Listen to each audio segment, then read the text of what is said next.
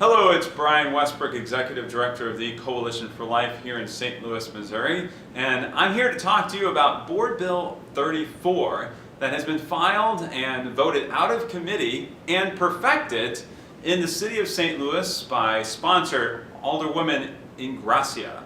And Ingracia's entire basis for this bill is what's called calls for service. The officer who is assigned to the community improvement or the community policing in that area are all in support of this bill because they know that there are problems there to the tune of 73 calls for service last year for impeding the flow of traffic. So I was curious about this 73 calls for service in 2017, so I decided to pull the report from the St. Louis City Police Department. And sure enough, in 2017, they show on their official documents 15 calls for service, not 73, and certainly not all of them for impeding the flow of traffic. In fact, one of those were an assault of a sidewalk counselor, a pro-life sidewalk counselor, in front of Planned Parenthood. And so that's not an increase in calls for service. In fact, that's a 68.8% decrease in calls for service from 2016 to 2017.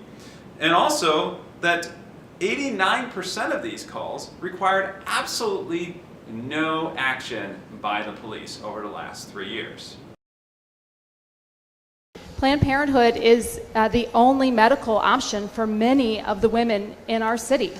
Well, I did a quick little Google search and found that there were 17 federally qualified health centers in the city of St. Louis, and that doesn't count the 5 hospitals that women could go to receive medical treatment in the city of St. Louis. It is not the only medical center.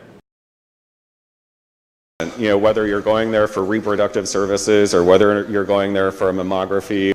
So Shane Cohen, who is on the board of directors for Planned Parenthood here in St. Louis, and is also an alderman who is voting in favor of Board Bill 34, claims that Planned Parenthood does mammograms, when in fact Planned Parenthood has never done mammograms, and they don't do mammograms now, whether it be in St. Louis or anywhere in the country.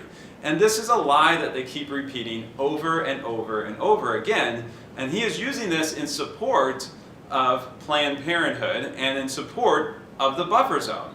When in reality, it doesn't matter exactly what Planned Parenthood does. This is a clear violation of First Amendment rights, whether or not Planned Parenthood does or does not provide mammograms.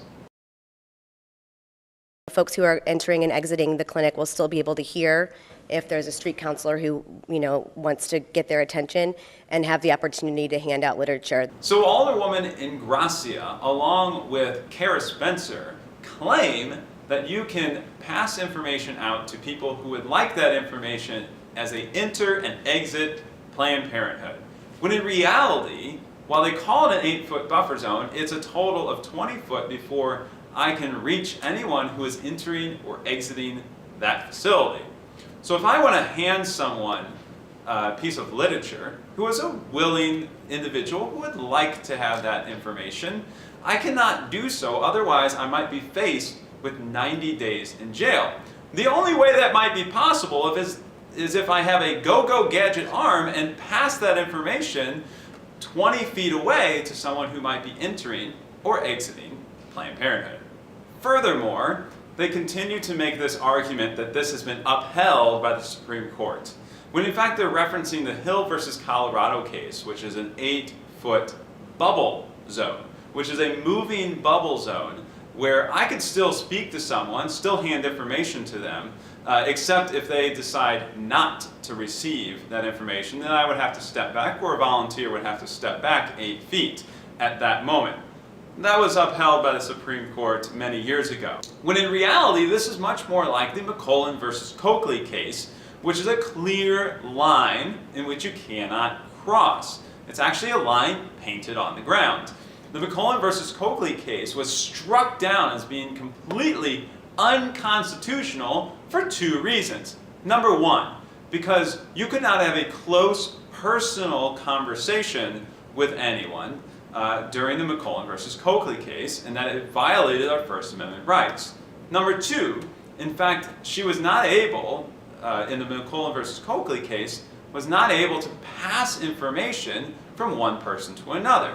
And so while they call this an 8-foot buffer zone, when in reality we are 20 foot or longer away from these individuals who are driving in and around. This is an unconstitutional law the way it's written because it follows the McCullen versus Coakley Supreme Court decision, which was struck down.